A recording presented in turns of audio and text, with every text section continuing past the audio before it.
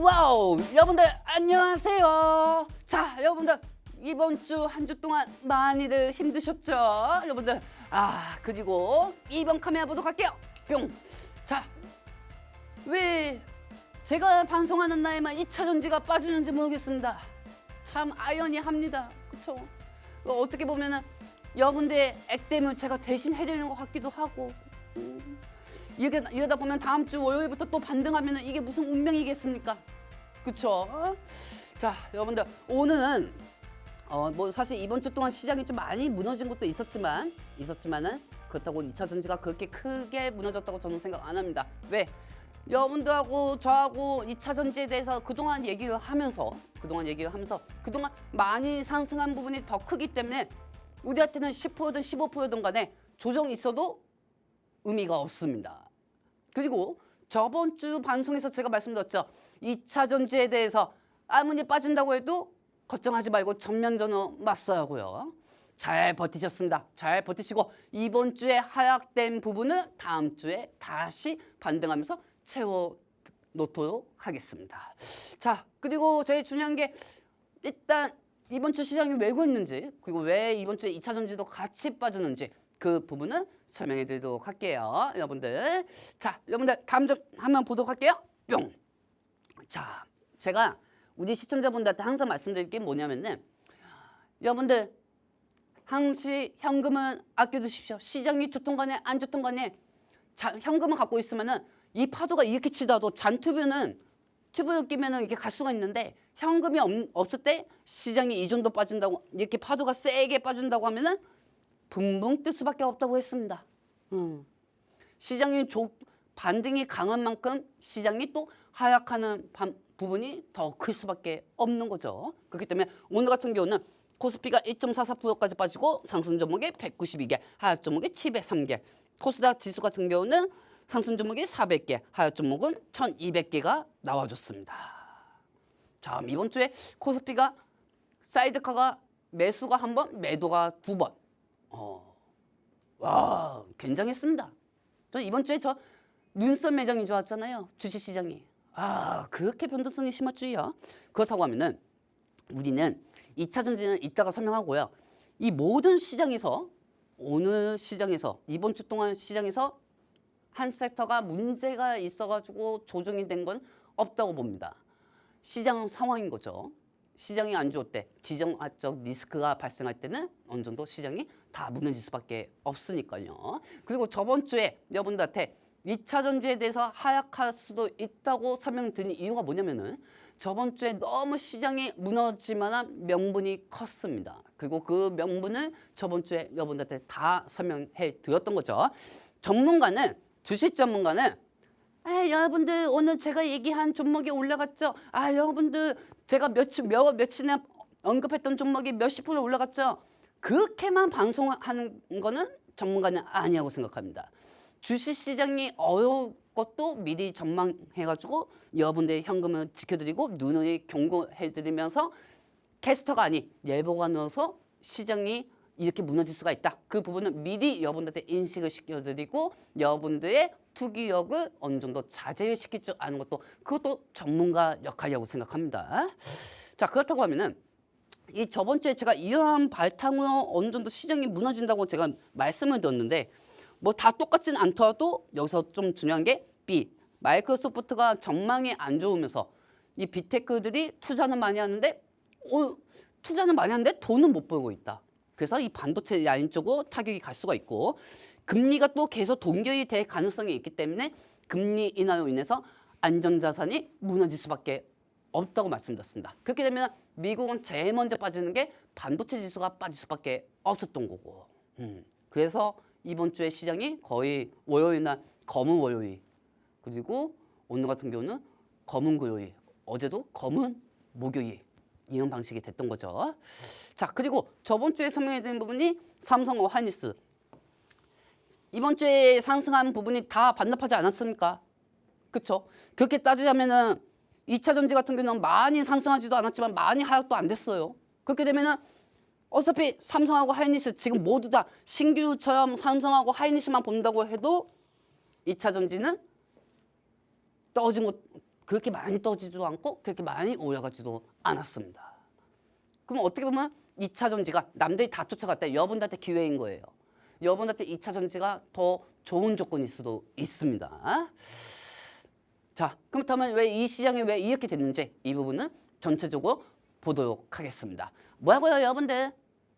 2차 전지 언제 얘기할 거냐고요? 여러분들 말입니다. 학교 가시면은 과목이 많잖아요. 그러면은 그 과목에 그 한 과목만 공부하십니까? 아닙니다. 뭐든지 종목들은요, 시장 환경을 봐야 돼요. 시장 환경이 중요한 거지. 뭐 검색기든 뭐 차트든 뭐 기법이든 이런 거 아무것도 소용이 없는 거예요. 차트 쪼가리 볼 필요도 없습니다. 시장 환경이 제일 중요한 거죠. 그렇기 때문에 이 시장 환경이 맞춰줘야 2차 전지도 반등할 수가 있고, 이 시장 환경이 떨어지면은 안 좋으면은 2차 전지가 하락되는 부분도 우리가 같이 찾아봐야 하는 거죠. 그렇기 때문에 이 부분이 2차 전지를 다음 주에 또 반등시킬 수 있는 환경을 조성할 거라고 생각하고 있습니다. 자, 여러분들 날씨 많이 추우시죠? 근데 안 그래도 혀도 짧아가지고 밤이 힘들어 죽겠는데 날씨가 춥다 보니까 오늘 혀가 더 고장난 것 같습니다. 그러니까 그 유튜브 밑에 보면 자막 CC가 있어요. 그거 누르셔가지고 AI로 번역기로 보시기 바랍니다. 자, 여러분들 이 화면 전체적으로 보도록 하겠습니다. 뿅! 자, 여러분들 이번 주 월요일은 KBM 러시아는 여파로 인해 가지고 주가가 월요일 날 사이드카가 빠졌습니다. 그리고 이 주식시장에서는 달러가 상승하면 안 돼요. 달러가 상승하면은 이 환차익으로 외국인들이 매도할 수밖에 없죠. 그리고 제가 이 통신망에서 우리 시청자분들한테 말씀드린 게 있어요. 여러분들 아무리 개인들이 많이 사도 여러분들이 생각하는 주식시장에 아무리 좋더라도 외국인들은 왜 팔까 생각해 보고 있습니다. 남들이 다 좋은 주식인데도 좋은 주식시장이라고 하더라도 외인들이 왜 파는지 그걸 한번 생각해 보라고 했어요. 외인들이 뭐 돈을 안 벌고 싶어가지고 팠을까요? 그게 아니거든요. 자, 여러분들 여기 A 보시면은 매파적 연준이사, 즉 차기 연준 의장으로 지목된 KBOC가 시장의 예상보다 매파적으로 금리 인하의 부정적인 태도에 따라 가지고 달러가 상승했던 거죠. 2월 2일 날 달러가 상승이 됐던 거고, 이 달러 가치가 오르면 시장의 유동성이 달러로 몰리게 됩니다. 그렇게 되면은 상대적으로 위험 자산인 주식과 비트코인 그리고 안전 자산인 금, 은 마저 달러 대비해서 가격이 비싸지면서 매도가 압력이 될 수밖에 없어요. 달러가 상승하니까, 즉 암호화폐 금, 은을 팔아가지고 안전자산이 달러를 사는 거야. 모든 투자자들이. 그러니까 비트코인이 그렇게 무너지고 금도 무너지고 은도 무너지게 되는 거죠. 근데 또 이렇게 또 생각해 봐야 돼요. 비트코인이 그렇게 많이 빠지니까 그 자금을 뭐로 또 충당해야겠어요? 투자자들이 주식 자금으로 또 충당을 해야겠죠. 그러다 보니까 주식 자금도 그렇게 빠질 수밖에 없었던 겁니다. 그러면은 최근에 비트코인이 고점 대비해서 약 20% 가까이 폭락됐어요. 비트코인이 급락하면 시장의 위험 선호 심리가 완전히 꺾일 수밖에 없습니다. 왜? 사람들이 비트코인은 안전자산으로 보고 있으니까요. 자, 그러면은 비트코인에서 큰 손실을 본 투자들이나 기관들이 증거금, 이 암호화폐도 증거금이 있잖아요, 여러분들. 그렇죠? 그러면 그 증거금을 위해 보유하고 있던 우량 주식까지 매도할 수밖에 없는 거예요. 증거금이 청산이 되면 안 되니까요. 청산이 안 되려면 계속 추가 매수해야 하잖아요. 근데 그 작업이 없어. 그럼 주식에서 빼는 거야. 주식에서. 모든 투자자들이. 그러다 보니까 주식도 같이 무너지고 안전 비트코인도 같이 무너질 수밖에 없었던 겁니다. 자, 그러면 이 원인은 KB원시라는 연준 의장 다음 선정 이분 때문에 이 금리가 안 될 수가 있다 하면서 안전자산이 무너지고 비트코인이 무너졌던 건데, 보통 여러분들 이렇게 생각해 보세요. 이 화면도 전체적으로 보시기 바랍니다. 뿅. 보통 주식이 하락되면요, 여러분들 금하고 은하고 가격이 상승돼야 하거든요. 근데 이번 주에 금이 12% 빠지고요, 은이 35%까지 빠졌어요. 즉 원자재 시장에서도 투매가 발생이 됐단 말이에요. 투매가. 보통 주식 쪽에서 빠진 자금은 금하고 은한테 가죠.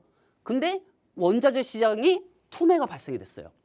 즉 이 시장 공포가 극에 닿으면은 투자자들은 매도를 통해 현금, 달러를 확보하자는 심리가 강해집니다. 그러니까 외국인들이 이번 주에 10조 이상 뺀 거예요. 10조 이상. 특히 이번에는 시장에서 은이 과도하게 쏠렸던 매수 포지션이 강제로 청산이 됐어요. 그러니까 공포가 고스란히 증시 쪽으로 갈 수밖에 없었던 거죠. 생각을 하세요. 아, 오늘 주식시장이 숨고르기 때문에 빠지는 거구나. 아, 오늘 주식시장이 뭐 때문에 빠지는 거구나. 그동안 많이 올라갔으니까 조정이네. 이렇게 단순하게 생각할 거였으면 주식 다 하지. 그렇게 단순하게 생각할 거면은. 자꾸 그렇게 단순하게 생각하시는 분들이 있으면 그렇게 계속 생각하실 겁니까? 최대 안전자산이 금하고 은인데 거기다 암호화판인데 이 마지노선에 은까지 청산이 돼버린 거야. 이번 시장이. 그러니까 주식시장에서 매도 압력이 더 커질 수밖에 없는 거예요. 자, 그렇다고 하면은 이 케빈 워신에 대해서 한번 봅시다. 이거 누구예요? 매파죠. 매파 비둘기죠. 그렇죠? 케빈 워시가 매파냐 아니면은 비둘기냐. 근데 저는 이렇게 생각합니다. 지금 만약에 주식시장의 심리로 본다고 하면은 케빈 워시를 매탈은 비둘기하고 저는 생각합니다. 매탈. 비둘기도 아니고 매파도 아니고 그냥 매탈은 비둘기예요. 즉 그가 과거에는 매파 부분이 강했기 때문에 혹시나 매탈은 비둘기가 아닌가 하고 인식을 하면서도 먼저 트럼프의 사람이어서 비둘기로 보는 게 아닌 매파로 보고 있는 거죠. 주식시장은. 그렇기 때문에 이번 주식시장이 안전자산이 다 무너지고 금리 인하가 안 될 가능성이 크다. 그 부분으로 주가가 폭락이 된 겁니다. 그러다 보니까 제일 먼저 영향이 가는 데가 어디겠습니까? 삼성하고 하이닉스죠. 외국인들이 제일 많이 매수했던 부분이 갑자기 달러가 상승하면 외국인들이 제일 많이 매도할 수 있는 게 삼성하고 하이닉스니까요. 자, 그렇다고 하면 정리해서 보도록 할게요. 이번 주에 시장이 왜 그렇게 됐는지. 자, 이 화면은 전체적으로 보도록 하겠습니다. 뿅! 오늘은 바람이 좀 좋은 것 같아요, 여러분들. 자, A. 달러 강세로. 제일 첫 번째는 달러가 강세로 인한 자산가치 하락이 압박이 시작이 되고, 그 다음에 B. 비트코인, 그 다음에 은에서 시작된 급락, 그 다음에 투자자들의 패닉 셀링 유도가 됐다고 보시면 되고요. 그 다음에 C. 손실을 메꾸기 위해 주식까지 매도하는 악순환이 발생이 됐던 거죠. 즉, 이 과정에서 코스피 등 국장에서도 프로그램 매도가 발생이 되고 사이드카가 발동이 된 겁니다. 그렇게 하셔야 돼요. 여러분들 종목들이 문제가 있는 게 아닙니다. 여러분들 종목이 문제가 있는 게 아니고요.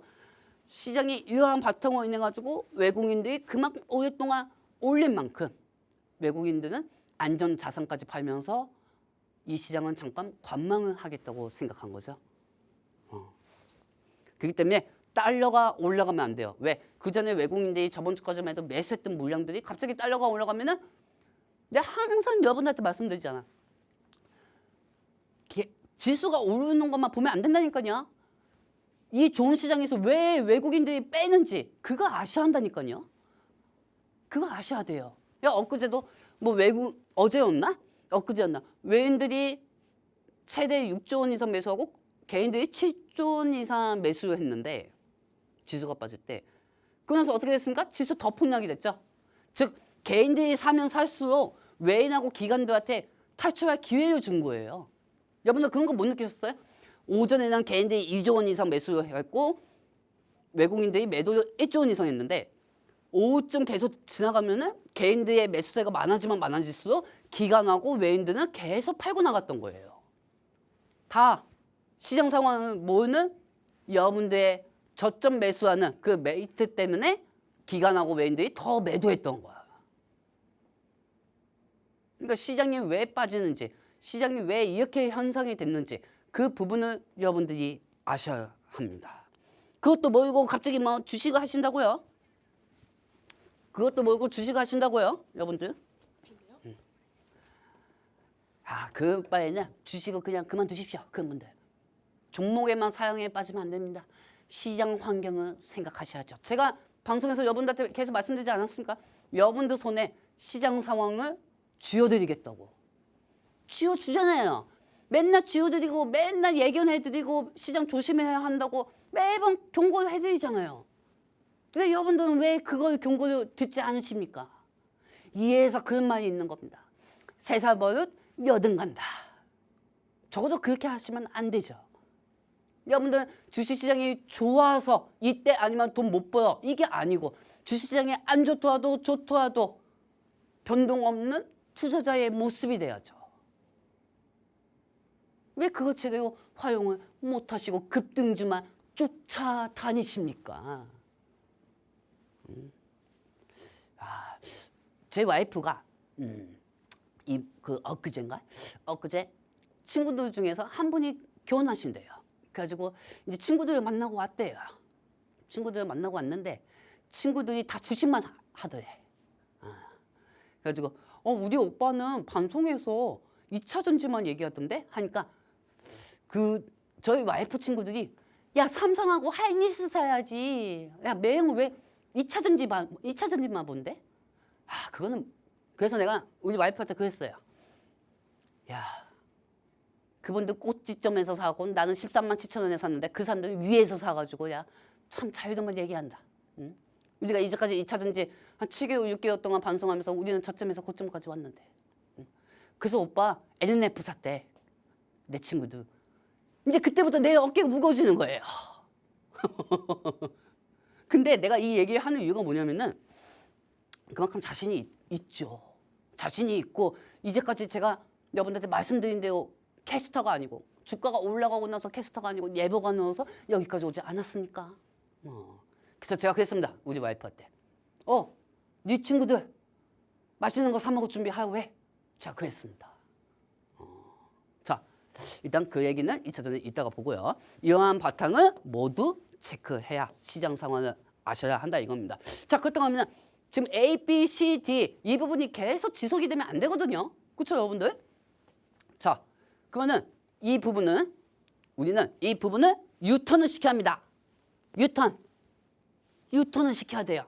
자, 유턴을 시켜서 모든 투자자들이 금도 사게 하고 은도 사게 하고 비트코인도 사게 하고 주식시장에 돈을 또 허니무브를 갖고 오게 만들어야 합니다.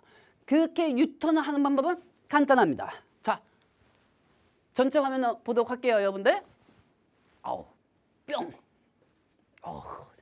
자, 여러분들. 그 방법은, 유턴하는 방법은 케빈 워시 연준 앞으로 의장이 향후 금리 인하에 대해서 어떻게 생각하는가? 매파적으로 얘기할 것인가? 비둘기적으로 얘기할 것인가? 아니면 메타를 쓰는 비둘기 형식으로 얘기할 것인가? 여기서 우리한테 최고의 시나리오는 매파도 아니고 메타를 쓰는 비둘기도 아니고 비둘기가 제일 좋죠. 비둘기가. 여기서 비둘기 부분으로 시장이 인식이 되는 경우에 이게 우리한테는 베스트 시나리오고 앞으로 경기 지표가 나올 금리 인하 지표 PPI, CPI, 신규 실업수당 청구, 근원, 소비자 물가지수, GDP 등 이들의 지표들이 물가가 하락한다는 신호만 보여준다고 하면 다시는 달러 가치는 내려앉고 주가는 반등할 수가 있습니다. 지금 외국인들은 이 부분에 대해서 관망하고 있는 거거든요. 즉 월요일부터 케빈 워시 사태가 터지면서 계속 매도를 했거든요. 웬든요. 계속 매도를 했고 이 부분에 대해서 제가 생각할 때는 다음 주 오늘이 고용지표가 발표되는 날이었어요. 고용지표가 발표되는 날이었는데 셧다운이 조금 일주일 정도 미뤄졌죠. 합의는 했지만 그러니까 이 셧다운 기간이 미뤄졌으면 일주일 후에 지표가 발표가 돼요. 그래서 다음 주 정도에 고용지표가 발표가 됩니다. 원래는 오늘 발표될 날이었어요. 근데 셧다운 부분은 늦게 합의하는 바람에 일주일 정도 있다가 지표들이 발표가 됩니다. 그렇기 때문에 다음 주 정도에 외국인들이 어느 정도 이 중에서 지표가 CPI든 PPI든 좋게만 나온다고 하면은 그때부터 매수세가 들어올 겁니다. 자, 그래서 그런 방식으로 우리는 이렇게 생각하시면 됩니다. 자, 여러분들 이 화면 전체적으로 보도록 할게요. 뿅! 자, 노란색이 여러분들 내 말 들려요? 여러분들 노란색이 이번 주 동안 시장에 하락 여파를 줬던 부분입니다. 하지만 하얀색은 노란색을 하얀색으로 유턴을 시키면은 주식시장이 반등한다는 겁니다. 자, 노란색부터 보시기 바랍니다. 이번 주 달러 강세로 인해서 자산가치 하락이 압박이 시작됐죠. 그렇다고 하면은 아까도 말씀드린 것처럼 비둘기에다가 지표들이 좋게만 나온다고 하면 이 흰색처럼 달러가 하락으로 인해서 자산 가치가 추가적으로 유입이 될 겁니다. 유입이. 그리고 이번 주에 비트코인과 은에서 시작된 급락이 투자자들의 패닉 셀링을 유도했다고 하면 지표들이 잘 나오고 케빈 허씨가 비두기호 현식이 나온다고 하면 비트코인과 은이 다시 유입이 되면서 투자자들은 매수세가 됩니다. 그리고 이번 주에 손실을 메꾸기 위해서 주식까지 매도하는 악순환이 발생됐다고 하면 이 흰색들이 다 조합이 맞춰진다고 하면 안전자산이 은으로 다시 수급이 몰리면서 주식시장 활성화가 될 수가 있습니다. 즉, 이 흰색, 이 부분이 다 합쳐서 흰색으로 유도를 해야 주식시장을 살릴 수가 있습니다. 자, 이 부분 다 기억하시기 바랍니다. 정말 중요합니다. 오늘 2차 전지 설명하는 것보다 이 부분이 더 중요해요. 돈이 없는데 2차 전지 어떻게 올라갑니까? 그러면 돈을 들어오게 하는 게 맞는 거 아닙니까? 그렇죠? 외국인들이 있어야 돈을 살 거 아닙니까? 개인 투자자는 솔직히 늘 올라가는 것만 사니까 어떤 종목이 좋은지 몰라요. 그래서 반등해도 매번 아쉬워하는 게 개인 투자자들이고요. 자, 그리고 이 부분도 봐주시기 바랍니다. 자, 전체 화면 보도록 할게요. 뿅. 자, 이번에 이재명 대통령이 부동산 규제를 펼쳤어요. 그동안 이 투기적인 부동산 규제에 지친 고점 자금을 내서 이탈이 발생됐죠. 즉 부동산 집값들이 어느 정도 이제 정부의 지침에 따라 가지고 가격이 떨어진다고 하면은 그 가격이 떨어질 것을 대비해 가지고 차라리 주식 자금으로 이 부동산 자금들이 유입이 됐다고 보시면 되겠습니다. 원래는 금리 인하가 되면은 주식 자금으로 부동산 자금도 같이 올라오는 건데 금리 인하가 되면은 부동산 가격도 올라가거든요. 근데 이번 연도에는 우리 한국은행이 금리 인하는 안 할 가능성이 큽니다. 금리를 동결할 가능성이 크기 때문에 부동산 가격을 떨어뜨려가지고 이재명 대통령 정부에서는 부동산 가격도 잡고 주식시장도 활성화를 시키겠다는 두 가지 목표가 있는 거죠. 자, 그렇다고 하면 이게 주식시장에 왔어요. 즉 대안적으로 실무 장산으로 국내 증시의 우량주를 비롯해가지고 대부분 수급들이 형성이 될 수가 있는 겁니다. 근데 반대로 안전자산들이 코스피, 코스닥으로 주식시장 심리를 다시 형성시킬 수가 있죠. 즉, 이 부분은 좋다 이거예요. 부동산 자금들이 몰려왔는데 갑자기 또 이번 주처럼 무너지면은 부동산 자금들이 외인하고 기관들한테 갈 수가 있는 거죠. 그들이 팔고 그들이 가격이 무너졌으니까요. 이거 중요한 얘기 안 했다. 그 정치적 선영 없습니다. 이거 빨간색 입고 왔다고 해가지고 여러분들 오해하시면 안 됩니다. 절대 오해하시면 안 돼요. 이거 오늘 같은 날 빨간색 입어가지고 절대 오해하시면 안 됩니다. 자, 따라서 이 부분에 있어서 장점하고 단점이 뭐냐면은 그동안 시장의 수급, 자, 이 화면도 전체적으로 좀 보도록 할게요, 여러분들. 뿅. 그동안 시장의 수급 불균형 뒤에는 정부의 강력한 자산 패러다임의 전환의 의지가 큰 배경이 됐고요. 이재명 대통령이 부동산 부분을 경고한 이후에는 부동산에서 쏟은 자금은 자본시장 주식으로 유도가 됐습니다. 즉 최근 개인들은 하락장에서 수조 원을 매수할 수 있는 체력이 생겼어요. 그렇죠? 체력이 생겼어. 근데 부동산 대기자금이나 예금에서 넘어온 유동성이 뒷받침이 되는 상황인데 근데 여기서 주식시장이 좋을 때만 있는 게 아니잖아요. 그렇죠? 즉 우리가 뭐 국내 대한민국 증시 정책은 좋지만 외부적인 리스크 부분으로 즉 지정학적 리스크들은 뭐든 간에 시장이 갑자기 이슈가 생기면은 이재명 대통령의 정책 부분이 어느 정도 매파 형식으로도 나올 수가 있다는 겁니다. 그렇다고 하면은 개인 투자자들은 정부 전체 믿고 하락장에서 저가 매수를 했는데 외국인 기관들이 오히려 이들은 매수 기회로 활용한 거예요. 매도 기회로 한 거예요. 분명 이재명 대통령의 정책은 주식 자금에는 좋지만 외인하고 기관들은 개인들에게 물량 넘기기 기회로 작용이 된 것도 맞습니다. 반등할 때도 크게 나오지만 반등하지만 하락할 때도 크게 하락하는 상황을 만들어낸 현 시장이기 때문에 이번 주에 매도 사이드카가 2번이나 나온 겁니다. 그렇게 생각하셔야 돼요. 뭐 AI 버블. 난 그 언론들이 얘기하는 것도 웃겨요. 미국이 금리 인하가 매파적인 게 나온다고 하면은 비트코인 때문에 반도체가 무너진 것도 아니고요. 미국이 미국이 실적이 좋아도 전망치가 나빠서 무너진 것도 아니고요. 단순히 금리 인하에 대해서 부화 시장이 뜨니까 제일 먼저 기술주들이 또 타격을 받고 그렇게 무너진 겁니다.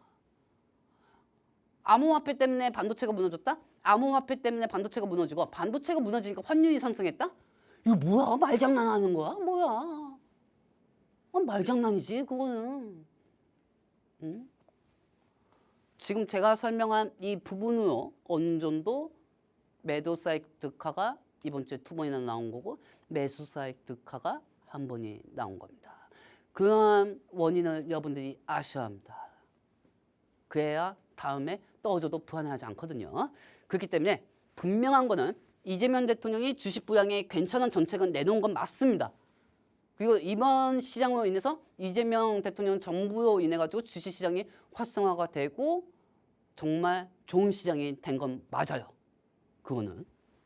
하지만 대한민국 시장은 미국 반도체 업황 우려와 환율 급등 그리고 지정학적 리스크로 거대한 파도가 외국인한테는 더 즉각적인 매도 신호가 될 수가 있기 때문에 부동산 시장을 압박하는 이재명 대통령의 발언이 주식시장에는 호재가 되어야 하는데 대외 악재가 겹치면은 그만큼 매도 물량도 더 많이 빠지고 시장 전체에 영향이 갈 수가 있다는 겁니다. 오늘 아침에 동시효과 때 삼성이 하한가였잖아요, 여러분들. 저 깜짝 놀랐습니다. 내가 잘못 눌렀나? 삼성전자 우 아닌가 이거? 그냥 알고 보니까 진짜 삼성전자인 거야. 삼성전자인 거야. 이것도 좋지만 NST 좀 없애줬으면 좋겠어요. 네, 그것 때문에 참 헷갈립니다. 그렇기 때문에 정부의 정책은 정말 좋지만 이 대외 악재가 겹치는 날에는 그만큼 자금이 몰린 만큼 자금이 강하게 매도가 나올 수가 있는 거죠.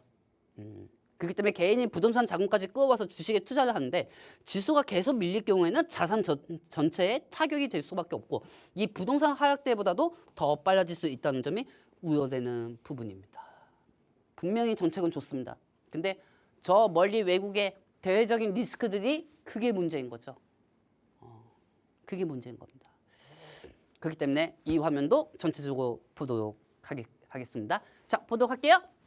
뿅! 자, 현재 대한민국 시장은 자금이 많습니다.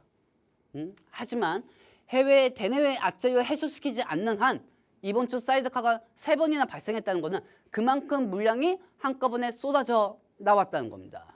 즉 투매 물량이 소화된 후에 앞으로 안전자산의 급등을 보면서 시장을 우리도 전망을 해야 한다는 거죠. 시장 상황이 제일 중요해요. 뭐 기법 검색기 아니 여러분들 생각해 보세요. 핫한 테마들은 검색기가 계속 돌아가지 여러분들. 근데 그 핫한 테마들이 최근에 올라갔던 것들만 올라가니까 그럼 나도 할 수 있어요. 여러분들한테 뭐 레드 기법 뭐 기법 말 만들어가지고 여러분들한테도 말할 수가 있어요. 근데 그게 하나의 말장난이거든요. 어떻게 보면요. 그런 걸 공부할 생각하지 마세요. 차트 공부할 생각도 하지 마세요. 차트가 또 빠지면 다시 올라가는 게 그게 또 기법이라고 또 말 맞춰지면 그게 맞춰지는 거죠. 근데 제가 중요하게 생각하는 거는 시장 상황이에요. 시장 상황. 쓰잘데없는 거에 공부하지 마십시오. 시장 상황을 공부하시기 바랍니다. 이제까지 제가 그렇게 말씀드리고 제가 다 증명을 해드렸잖아요. 여러분들. 자, 그렇다고 하면 우리는 앞으로 이 방법을 뉴턴을 시켜가지고 케빈 원씨의 2, 3이 향후 금리 인하에 대해서 어떻게 생각하는지 비둘기 부분으로 나오는지 생각해야 하고 앞으로 나올 경기지표로 인해서 환율을 다운시켜가지고 주가를 다시 올리면 됩니다. 자, 여러분들 이제 2차 전지 가볼까요? 자, 여기까지 다 이해하셨죠? 여러분들 다 이해하셨죠? 자, 이 부분만 되면 돼요. 이 흰색 이번 주에 이 금요일 때문에 무너졌다고 하면은 이제는 이 흰색으로 올리면 됩니다. 그러면 2차 전지도 기술적 반등으로 가는 겁니다. 왜? 2차 전지가 이번 주에 문제가 있어서 빠진 게 아니고 시장 전체적인 영향으로 빠진 거니까.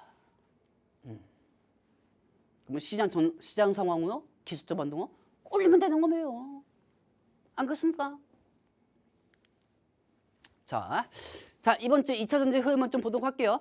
포지션대로 다시 반등은 나왔지만 시장 영향으로 다시 하락이 되었습니다. 그리고 저번 주에 얘기했던 전고체 부분, 이 전고체 부분이 다시 요번 주로 인해 가지고 삼성 SDI하고 LG 엔솔이 엊그제 반등했죠. 자, 하나씩 여러분한테 전체 화면을 좀 보여드리도록 하겠습니다. 자, 공격수 NNF부터 보도록 하겠습니다. 뿅. 자, 여러분들 참 우리 방송 이게 47,000원부터 여기까지 왔어요. 그렇죠? 그리고 최고가는 139,000원까지 우리가 한번 갔고요. 이 사서 고생하는 것 같기도 하고 내가. 응? 그 이번 주에 주봉을 보시면 아시겠지만 NNF 같은 경우는 이번 주에 고가는 134,200원까지 갔습니다. 근데 이번 주 시장이 무너지면서 종가는 123,800원으로 즉 이번 주는 NNF는 9% 정도가 빠졌습니다. 문제가 있어서 빠진 게 아닙니다. 그 부분은 잠시 후 설명해 드릴게요. 어찌됐든 간에 만약에 다른 전문가였어봐요. 저 134,000원까지 올라가지고 여러분들한테 몇백 프로, 몇십 개 중에서 하나 얘기한 거 가지고 몇천원 얘기해가지고 여기까지 왔습니다. 그렇게 얘기하잖아요. 나는 얼마나 양심적입니까? 그렇죠? 나는 149,000원까지 갔어도 다시 하고 있잖아요. 그러니까 우리 와이프 친구들이 이거 봤으면 좋겠어요. 자, 그리고 다음 장면 에코프로. 자, 에코프로가 이번 주 사실 빠진 것도 없어요.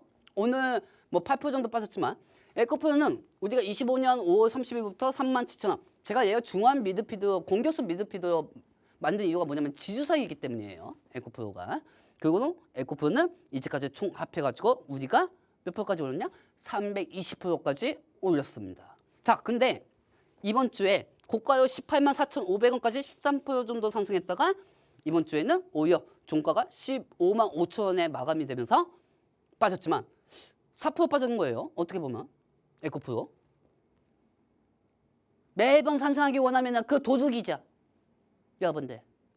어떻게 그렇게 됩니까? 여기까지 온 것만 해도 우리 되게 잘한 거예요. 에코프로도. 그렇기 때문에 오늘 8%가 빠져도 상관없다. 10% 빠져도 상관없다.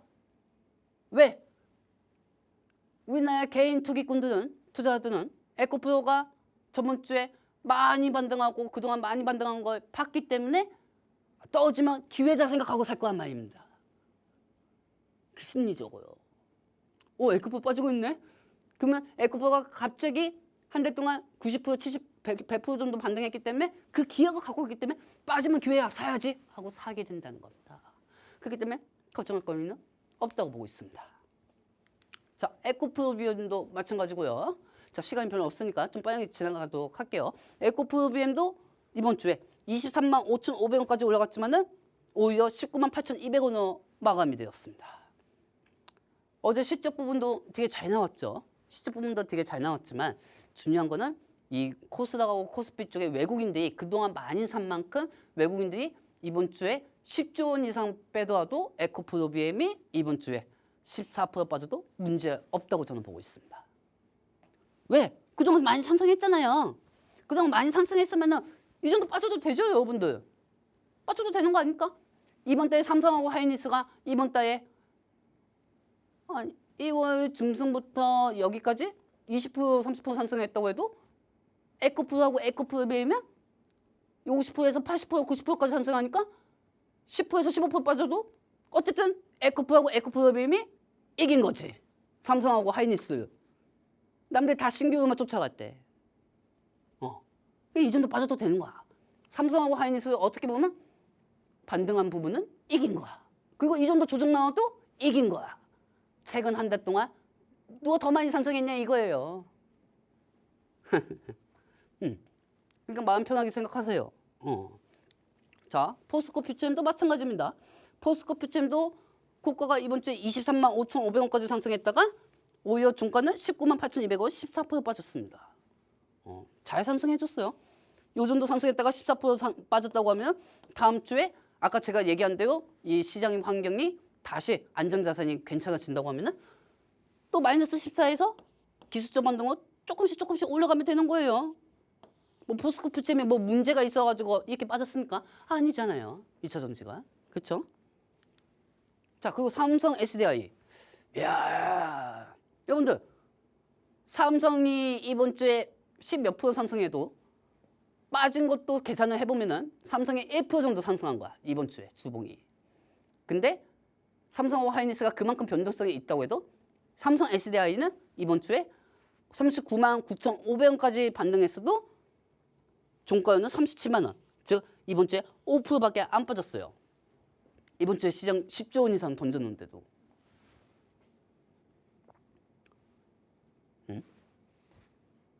별로 안 빠졌다고요.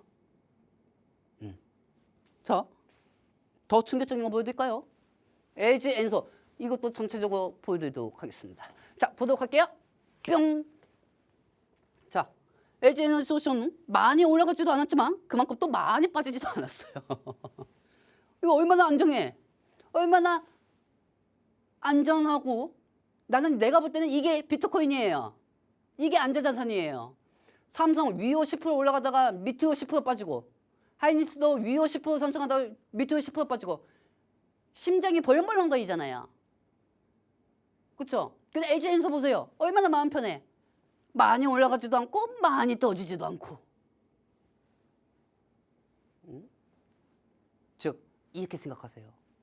그만큼 얘네들이 많이 빠지지도 않고 많이 올라가지도 않은 이유가 뭐냐면은 많이 빠지지 않았다는 이유는 외국인들이 매수를 했기 때문입니다. 그래서 더 많이 빠지지 않았다는 겁니다. 삼성 SDI하고 LG 에너지솔루션이.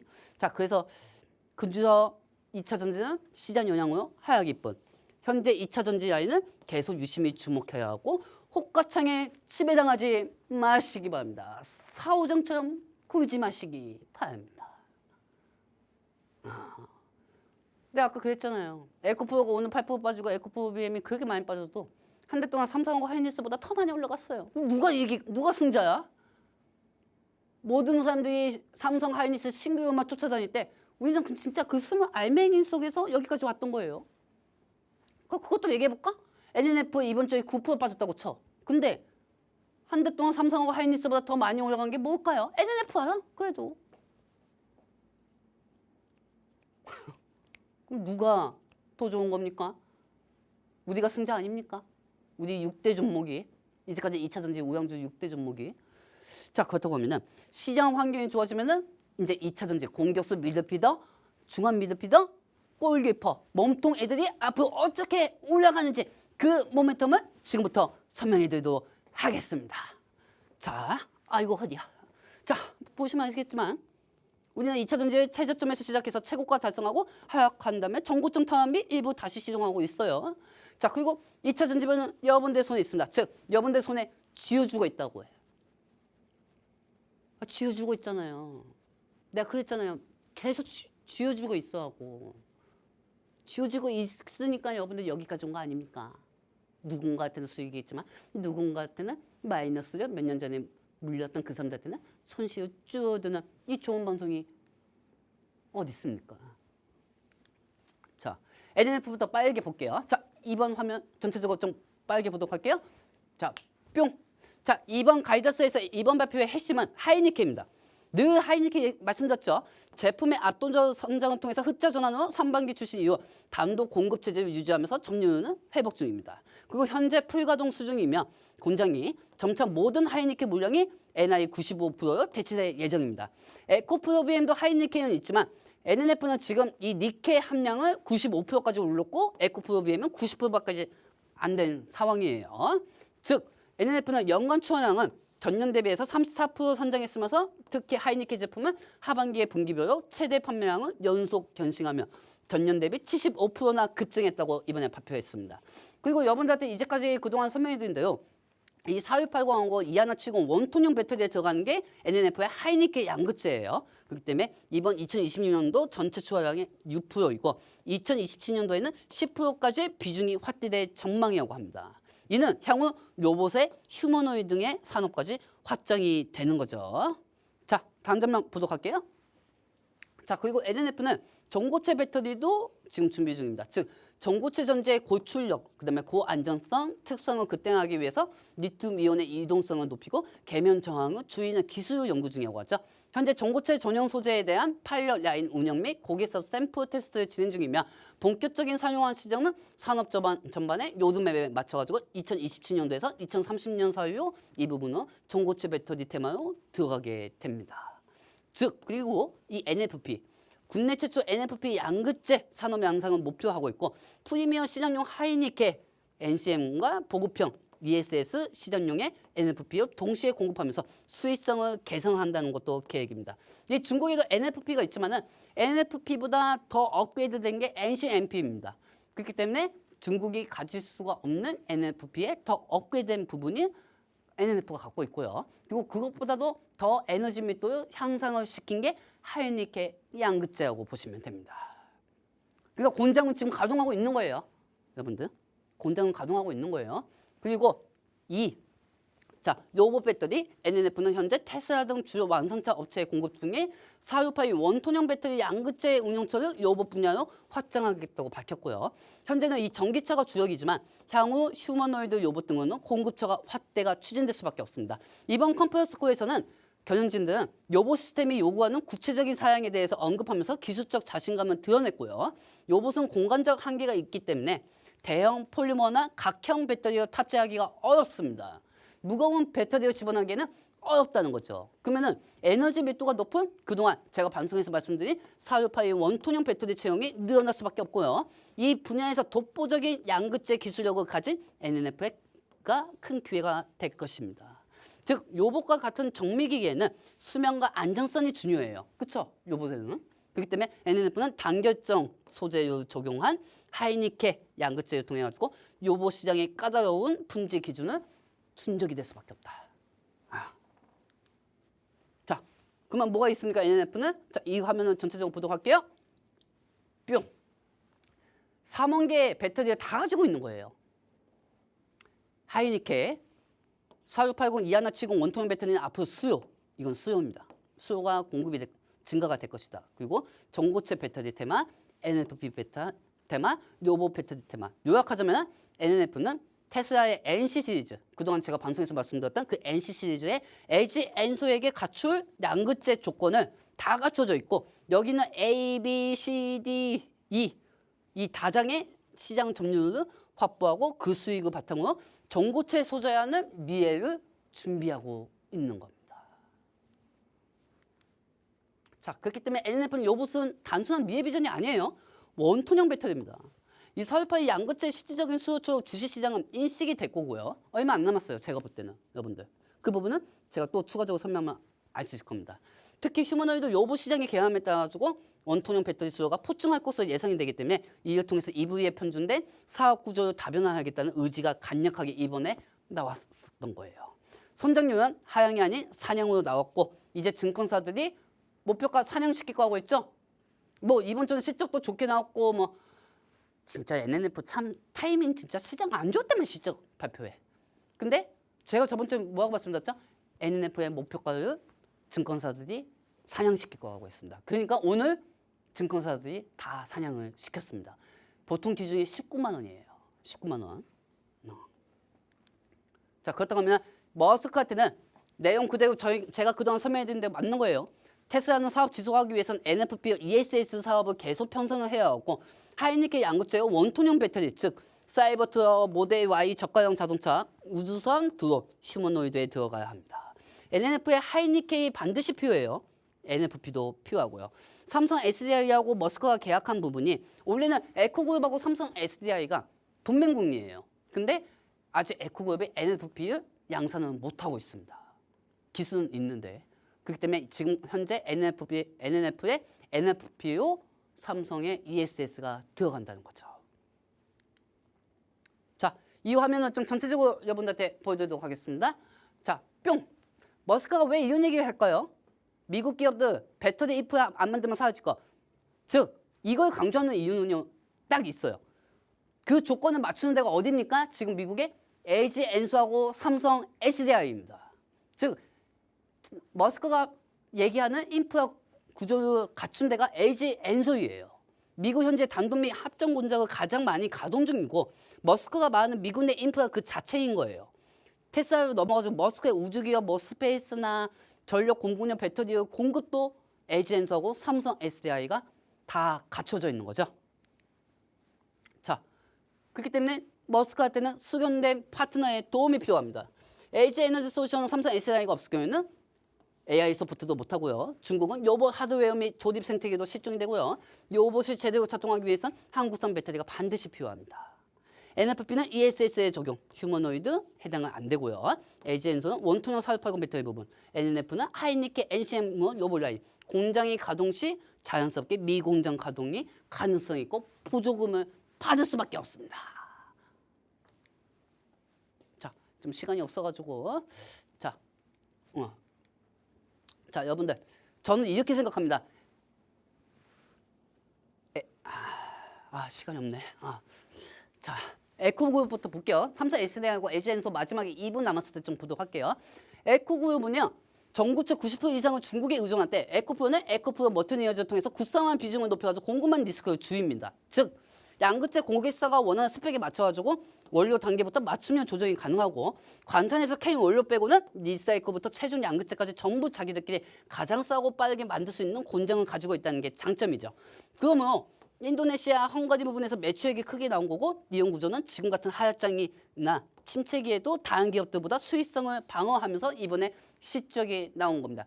즉 내가 만들 수 있는 원자재를 내가 싸게 만들기 때문에 거기서 수익성이 더 나왔던 거죠. 그렇기 때문에 에코프로하고 NFP의 장점은요. 여러분들 에코그룹은 전구체 리튬 가공 리사이클 공장을 모두 직접 운영하면서 수직 계열화이지만 전기차 수요가 둔화되는 시기에는 이 수많은 공장들이 또 모두 또 고정비가 나올 수가 있어요. 부담이. 하지만 NF는 상대적으로 외부에서 원료를 사오는 비중이 높지만 에코프로는 직접 차린 거대 시설들을 계속 돌려야 하기에 하락장에서 수익성 방어가 더 힘들 수밖에 없는 거죠. 즉 에코그룹은 삼성 SDI하고 SK온이 있지만 NNF는 세계 최대 전기차 업체인 테슬라에 직접 공급하는 비중 LG엔솔이 포함되어 있습니다. 그리고 에코그룹이 제공하는 물량이 NF보다는 적어요. 여러분들. 하지만 에코그룹은 덩치가 큰 초유한 군단이지만 힘이 셀 때는 무적이에요. 왜?